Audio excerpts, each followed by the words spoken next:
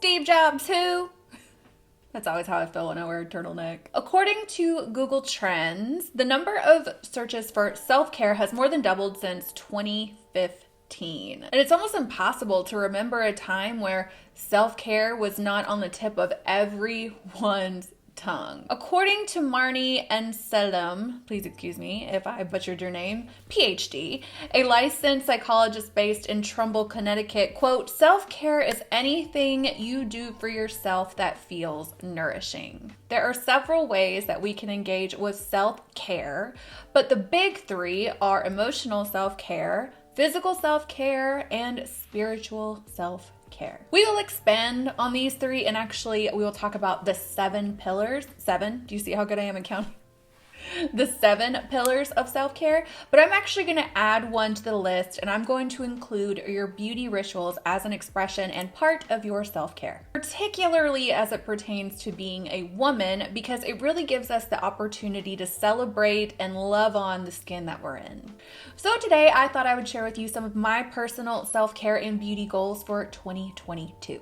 But as always, I want to hear what you guys have to say in the comments. Please let me know down below what your self-care and beauty goals for 2022 are, as many as we can get going, because it's a topic I'm fascinated with, and you never know, you might help someone and give them a great idea on how they can better take care of themselves this year. So to start this video off on the right foot, I thought I would share with you a quote that really personifies how I hope we all approach our beauty and self-care rituals in 2022. By the way, I'm kind of rusty at filming, so I'm heavily relying on notes today. Please excuse all the looking down. So the quote is, self-care is giving the world the best of you, not what's left of you. And I couldn't figure out or find the source of this quote, but whoever said it said an entire word with it. In this little corner of the internet here, we reject any idea that self-care or dedication to self-care is selfish. It's why I affectionately call this mentality being high maintenance. It's my attempt to take back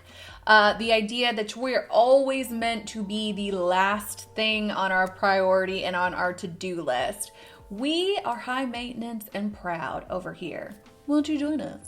Before we get started, make sure that you are subscribed if you are new here, especially if you want to see more content on self-care, beauty, mental health, and wellness, or anything related to those topics. And also make sure you check the down bar for links to all my social media platforms so we can take this party off of YouTube and you can get a better idea of who I am and how I'm living my life day to day, especially on Instagram stories. Come hang out. So as I mentioned at the top of the video, there are widely considered 3 main facets of self-care. But let's take a look at this extremely helpful infographic I found on Pinterest, which, truth be told, actually inspired this video to begin with. This infographic lists the 7 pillars of self-care as number 1, mental. It notes that mental self-care is about cultivating a healthy mindset through mindfulness and curiosity. The second being emotional, and emotional self-care involves taking care of your heart with healthy coping strategies. The third is physical. Physical self-care involves taking care of your body with exercise, nutrition, and proper sleep. You guys definitely should check out a video I've just filmed. I don't know if it's up now or if it's going up later, but it talks about how to get yourself out of a slump or a rut. And I talk a little bit about the physical active self-care and kind of getting through those tougher times in life. But yeah, number 4, environmental. Environmental self-care involves taking care of the spaces and places around you. Might be one of my favorite ones, personally. Number 5 is spiritual. Spiritual self-care involves activities or practices that give you a sense of meaning to your life. Number 6 is recreational. Recreational self-care involves making time for hobbies, fun activities, and new experiences. And number 7 is social.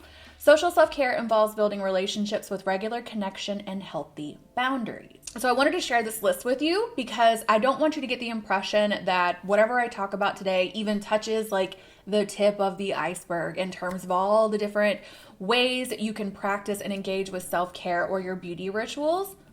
And while I guess you could put beauty rituals underneath the recreational or physical pillar of self-care, I think it's important for me to explain why I separate it and why I do consider beauty a part of self-care, especially if you subscribe to the idea of divine feminine energy, which I definitely do. So tending to our beauty and engaging in beauty routines is so sacred in my opinion. I talked about it in my last video about self-care being sacred. Like I said, if it's up, I'll link it down below.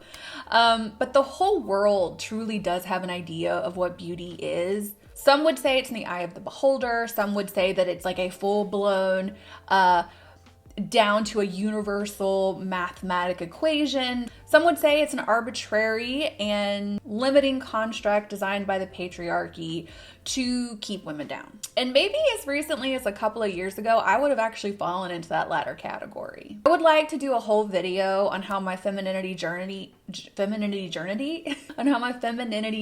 has really healed that part of me and allowed me to take back things like my body image and beauty and make them something that is serving and nourishing to me, as opposed to something that I treat like a chore and have a more resentful attitude towards, which didn't serve me at the time at all. There were definitely parts of myself that I was neglecting or bitter about because it was coming from a place of pain and definitely not from a place of healing. So if you guys would like to hear a video or see a video about that, please let me know in the comments down below. I'd be happy to make it for you. But while everyone with a pulse can attempt to define beauty, for you as a person, you get to decide at the end of the day how much you want to participate in it, how often you want to participate in it, and you're also the one who reaps the benefits or disadvantages of that participation or lack thereof in some cases. In my opinion, as long as your attitude towards beauty comes from like a sense of play and really just kind of luxuriating in all of the things that make you a woman, or, you know, if you're a man who likes playing with beauty, that's cool with me too,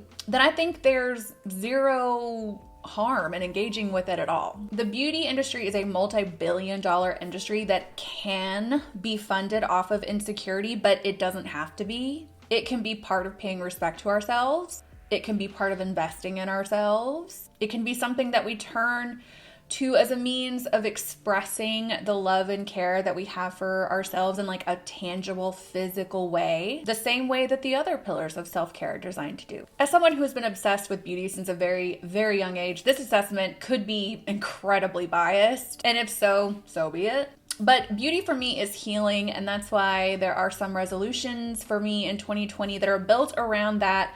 But feel free to omit any of that kind of stuff if it doesn't resonate with you. So my first beauty or self-care goal of 2022 is to develop a glowy planner. Your girl loves to plan, loves a planner. I just do. But I've never set up any kind of planning or planner system that is completely for me and my beauty rituals and practices.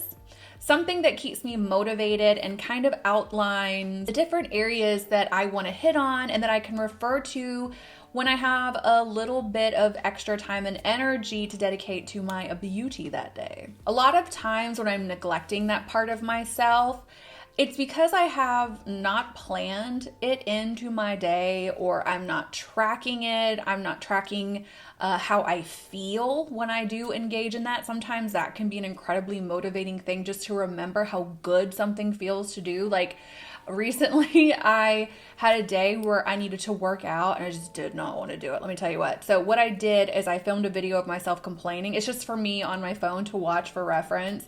I filmed a video of myself on my phone complaining about how much I didn't want to work out.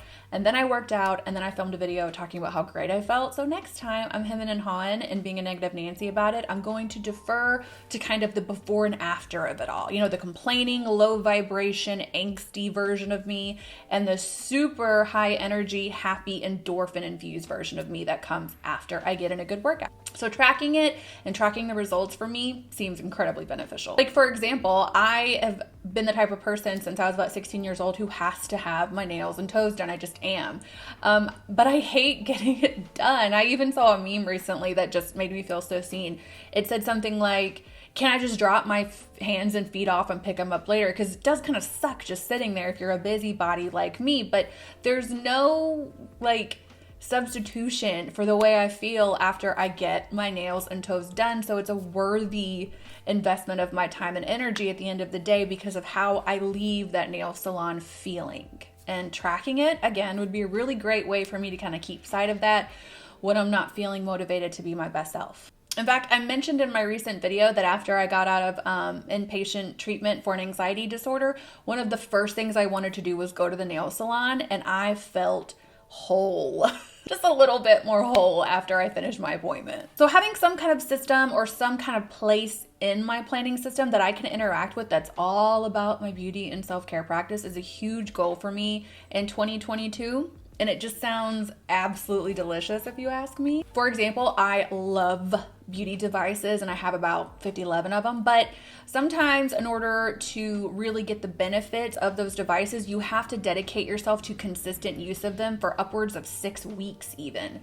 So having a way that I can track the ones that I'm using, track the results that I'm seeing, something that's kind of helping remember me to do them, I think would be really helpful. Also having something in there to remind me, about those big wash days and blowouts that I need to do. I want to track the products that I'm using and the efficacy of them, which as a beauty vlogger, you would think I had been doing for years, but alas, I have not. And now I'm really interested in seeing how that could give me a well-rounded idea of the products I'm using and truly what I think about them on a daily or weekly basis. I really want to create spreads for my workout and fitness routines. I want to create a way to track the foods that I'm eating and how they're making me feel like in my body. Forget what they're doing to my body aesthetically. How do I feel when I eat these foods?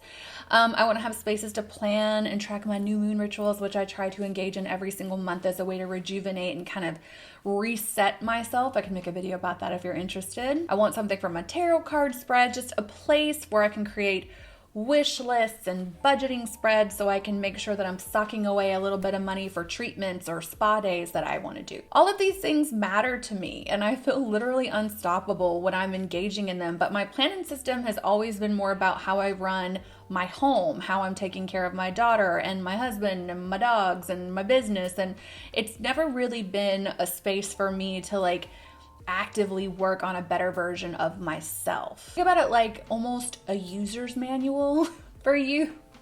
Like when you have a baby or you buy a new puppy, people go out there and buy books on how to take care of and how to raise and how to best nurture and different things they can do to be the best caregiver of something else. But what if we could create a book or a system or something that is designed simply to make sure that we are engaging in the best care of ourselves? I have the actual planner already that I'm going to use. It's just a matter of taking the time to set it up at this point and make it a part of my everyday life. But once I do set it up, if that is something you guys would like to see a video on, I would be more than happy to make it for you. So just let me know. It comes down below. So one of my next big resolutions, beauty and self-care resolutions for 2022 is to organize my bathroom. This one will hit a few self-care pillars for me personally. It covers environmental and mental because order on the outside brings order on the inside, and recreational because I'm one of those freaks of nature who truly loves cleaning and organizing. It's like a love language for me. But overall, my bathroom is kind of my happy place. When I tell you seeing a hot, steamy running shower at the end of a long day is like a little slice of heaven for me, I am dead ass serious. I love it. I love all my bath products, my body washes, my body scrubs, my body conditioners, my body oils, my body butters. I love my skincare, my serums, my essences, and nothing makes me feel more glowy or goddess-like than taking a big shower. It's what I call it. Those big showers where you're doing all the things. I can spend a full hour plus in the bathroom just cleaning and exfoliating and hydrating every square inch of me. It's the best. Child, this is also the first time in the 10 years that my husband and I have been together that we don't actually have 2 separate bathrooms. Which I think is the secret to a happy marriage, if I'm being completely honest, but it's getting chaotic in there. It's tons of products and not a lot of space, and as much as I love my time in my bathroom, I'm not currently loving my bathroom. I would love to create an organizational system for my bathroom where I'm only keeping the products I'm currently using in my immediate line of sight. Right now, it's just kind of all in there. That's true with my existing beauty stash as well. Like my makeup you see behind me, I don't use even a portion of this. And I just feel like figuring out a way to take my huge walk-in closet that I have. One of the things about this house that I do love is my massive walk-in closet. I would like to figure out a way to kind of create a beauty closet section in there that I could go in and kind of shop my stash and move things in and out of my bathroom so I don't feel so I don't know, cluttered and crowded by my stuff. So from a organizational standpoint, that is one goal. But then on top of that, I would really like to figure out a way to aesthetically change the feeling of my bathroom so it almost feels like I'm stepping into a spa. That would be ideal. But I'm going to take it one step at a time, and I don't expect this to be an overnight process. In fact, I'm working on like a little project planner, again with the planners, Whitney, so that I can start breaking this pretty massive project down into smaller and easily digestible steps, which is going to make it much more likely to actually be completed. I want to create it to be just like a sanctuary, because anytime I'm in that bathroom, it truly is me time. So why wouldn't I want to make it the most enjoyable me time I possibly could? So my next beauty resolution, and this is going to sound really weird, but I want to get a dope foot bath situation going on. So I have this massive walk-in shower that I love, but there is not a bathtub in my house. I know. Sometimes it's really annoying. I have kind of come to accept it and learn to love it, but it is what it is. And sometimes I just really do want that feeling I get from taking a long, hot, steamy bath. However, I did recently read something so exciting about how people who don't have a traditional bath in their home can still get a similar effect with a foot bath. So the article I found online says that, quote, many studies have found that foot soaks can help relieve anxiety and may even help improve sleep quality. This one found that a nightly foot soak was able to help patients sleep more soundly throughout the night. These benefits were even greater when paired with a gentle foot rub, and another showed that it helped lower levels of cortisol, the stress hormone in patients. This is a really terrible excerpt for me to bring out because there's no context to it, but you get the point. But yeah, I have been upping my foot game for a little over a year in general. I'm taking the time to, on top of regular pedicures, I have been doing exfoliation treatments. I've even bought these things called like aloe vera socks, where apparently like the moisturizing agent is just built right into the sock in and of itself. I usually do like a mini foot massage at the end of the night, every night before I go to bed. Like I said, in my bathroom, it's head to toe, literally. Not a part of my body isn't getting scrubbed and buffed and tended to. And if you're looking for another way to invest in your self-care, I implore you to give them Tootsies a little more love. But the idea of adding a dedicated like foot bath to my life never really occurred to me until I read this now, but now that I have, I'm kind of obsessed with it. I'm currently looking for a really good foot bath. I've been perusing Amazon to try to suss out my options and figure out what the best one's going to be. And I'm even looking forward to finding maybe some DIY foot soaks. Like I know when I go to the nail salon, there's tons of different types of foot soaks that they offer at where I go to. So I would love to find different types of those that could make the foot bath experience even more enjoyable for me. Side note, did you guys know there was something called a foot spa? Like there is a place you can go and that's all they do is spa up your feet. There's actually one not too far from where my daughter goes for ice skating practice in Nashville, and so help me, I cannot wait to get up in there and just, I want the works. F me up, fam. So yeah, some of you guys might think this one's a little weird, or you might actually have a tub, so this doesn't really resonate with you at all. But I thought that was really, really interesting. And I feel like this hits on kind of two of my goals, because if anything is going to help reduce stress, anxiety, promote a better night's sleep, I'm there. And if something's going to make my feet prettier, I'm also there. Definitely a huge resolution for me. And I will let you guys know what foot bath I find, and maybe do like a foot care routine if you guys are into that. Weirdos need not apply. No, I'm just kidding. I love all the people, even the ones who really like feet. So my last resolution is kind of multifaceted, but it's probably one that I've been working on consistently for the past couple of years and will hopefully continue to get better at, and that is to curate my sphere of influence. So I think it was back in 2019 when I was still doing a lot of no-buy content. One of the tips that I gave people who were invested in that type of content, which was really geared towards like not spending money on makeup and stuff that you don't need. One of the first tips I gave everyone was to unfollow all the accounts that you followed that are triggering you to want to buy new makeup every time it comes out. And I do that all the time. I am an aggressive unfollower of people, friends, family members, accounts. It doesn't matter. If something comes into my orbit, be it an actual physical person or something I'm allowing into my space via my telephone, I am not I am not shy, rather, about cutting that off. And I think that especially right now in 2022, where doom scrolling is just almost like a hobby. And I think you know those people. I've talked about this so much, but I know so many people in my real life who I can tell all they do all day is just sit around and get antagonized on the internet. And they walk around with that like rancid, angry energy all the time. And they're choosing to sign up for it over and over again because they've convinced themselves it's either productive or that it's a way of them knowing what's going on in the world. I mean, there is some validity to that side of the argument, of course, but I think we know what we're talking about when I'd say that some people are spending all their free time just getting antagonized by the internet. And something comes to mind in particular. I was talking to my husband about something not too long ago, and he was talking about a particular type of person or a personality trait that, according to the internet, is incredibly prevalent, right? And he was talking about it and how frustrated he is with it and how he thinks it's just silly and nonsensical. And I asked him, I was like, babe, how many people do you know in real life that are actually like that? And he couldn't name any. And that's just a really small example of what I mean. But the internet and things like that can really convince you that the world that you're living in and the immediate surroundings that you're in are far more precarious and negative than they actually are. That's not to minimize or say that there's not serious, important things going on in the world. Again, it is important to stay informed.